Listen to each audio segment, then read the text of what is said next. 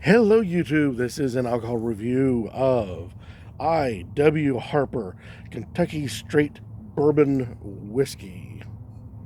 Dun, dun. According to the label, it is 41% alcohol by volume, 82 proof. And that's about all it has to say about itself. Even the back is just a Surgeon General warning. Location is Tennessee. There's a 750 ml bottle. That's about all. Their thing here says anywhere, anytime, it's always a pleasure. They're saying, I should say. But it looks nice in the bottle. Got some other reviews on this, and they just kind of gave it a lukewarm at best. It appears to be oh rats, I thought it was going to be a cork, but it's not. Just a chunk of plastic.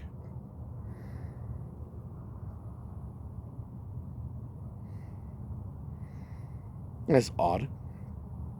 It had a nice whiskey nose to it with a bit of orange, but then there was something else that was quite strong. Wood top to it.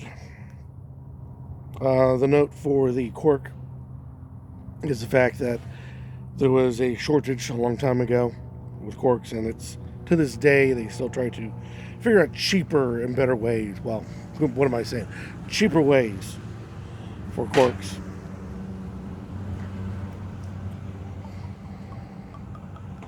Touch of water in my Glencairn. Just a touch. I've been slacking on doing that lately. So it's always good to get back into the habit of, good habits. And a touch of water is one of those habits. You see, the thing is about whiskeys and bourbons and all that sorts of stuff is that it's fairly dense as in its own right, okay? This creates mouthfeel and other things, and it's all part of the kit and caboodle of what you get in your glass. Well, one of the things that is recommended is a little dash of water in with your whiskey. The purpose is to, in a sense, water down your whiskey just enough, so that the nose starts to come out better. The density breaks down just a little bit to give your tongue a bit more flavor. Now, we're not talking like half of it's water and half of it's, if that's what you want to drink, great. But there is I don't even want to call it a controversy. Some just go, well, you're just watering it down, you must be a wimp or something. And others go, no, you want to bring the flavors out, you add a little water to it. Now, to those who are going to be saying, you're watering it down, you wimp, you have to realize this stuff and 90% or so of what's out there is watered down. Unless it says cask strength. Cask strength is straight out of the cask into the bottle. The reason why it's not cask strength is that there are a lot of laws against it. It's too much in many cases. So they water down to whatever the legal limits are and then run with it from there. So if anybody says, oh, you're just watering it down, it's already watered down by the state. Whatever.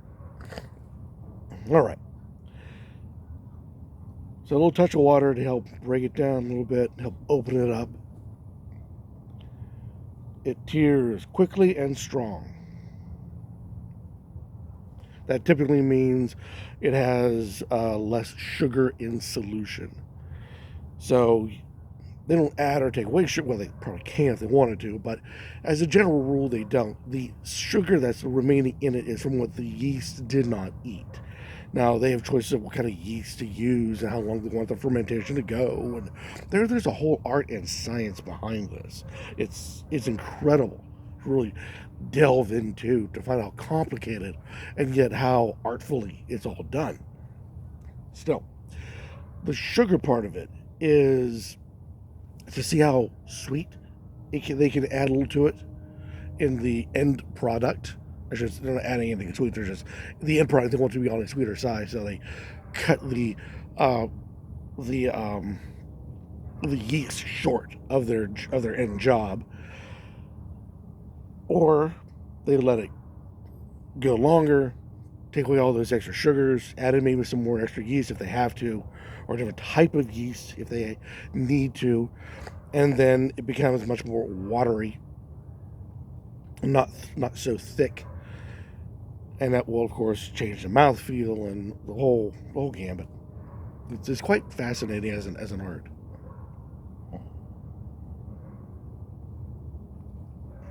Wonderful nose, a very nice nose.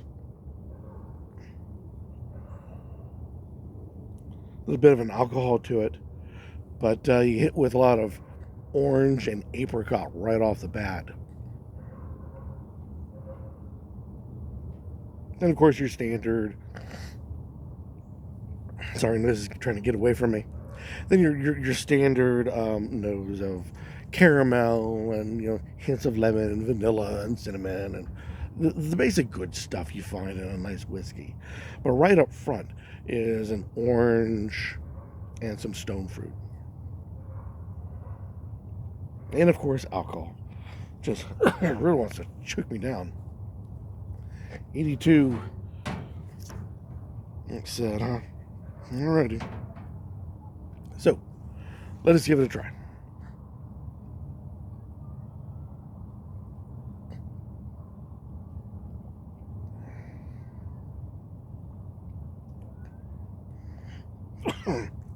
Sorry. Wants a bite. It's a bit of a burn. Not a whole lot of one, but enough there that you may find it harsh if you have a gentler palate. But there's layers to it. Orange, apricot,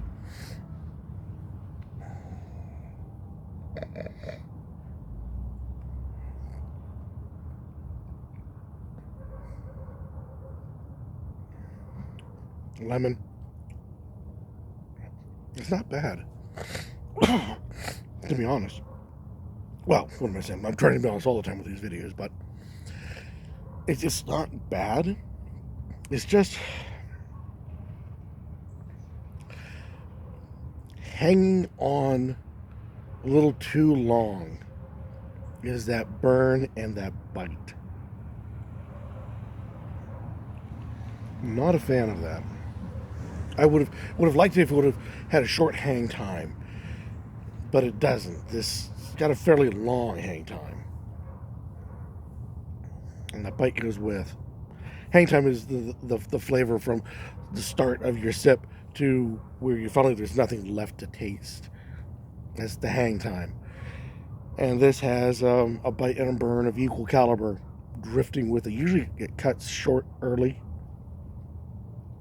Usually, sipping more, your tongue starts to acclimate to that, and you start actually really tasting the bourbon without getting bit, without getting the burn.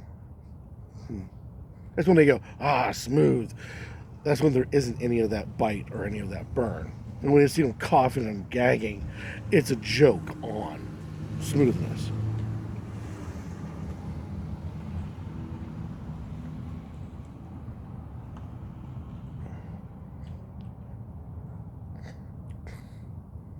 It has a strong enough flavor palette that it's nice and it's noticeable and it wants to be noticed. It has a good long hang time if it wasn't for that burn part. And like I said, it's starting to fade with more sipping. But it's very light mouthfeel. And that is a bit of a twist. Usually, if it's a light mouthfeel, it's usually a light palate and a light everything, light. like you would find with an Irish whiskey, in my opinion. But this has it's light on uh, the palate. I'm sorry, it's light on the mouthfeel, but the palate hangs a little long. So it makes you kind of wonder what kind of or what time of year this would be good at. A short, light anything is good for summer, good for the heat. Something with body is great for the for the wintertime. This case, it wants to be a summer sipper, but it has all the bits and bobs for a good winter sipper. Would this go well in a cocktail? I think it's got too many layers in it uh, to be ruined with a can of soda dumped on top of it. I'm not saying it won't play well with. I just might give it a try later on tonight. But as it is, I think it's nice as a standalone. Drink it neat, sip it down. But when? That's the problem I'm having with. Like I said, you want strong flavors in the winter, light flavors in the summer. And this wants to cross the line on both sides, but it doesn't want to blend in. Like, oh, this will be a spring or fall, where you start to merge from one to the other. No, this wants to stand there. Winter, summer. It kind of fights its own little agenda. It's having its own little battle in my glass, or at least on my palate. See what you guys think. Like I said, I think a nice light is for summer, heavy for winter. In between is, of course, is a fall and spring. Tell me what you guys think with this guy. Is this guy, a summer? Is this guy a winter?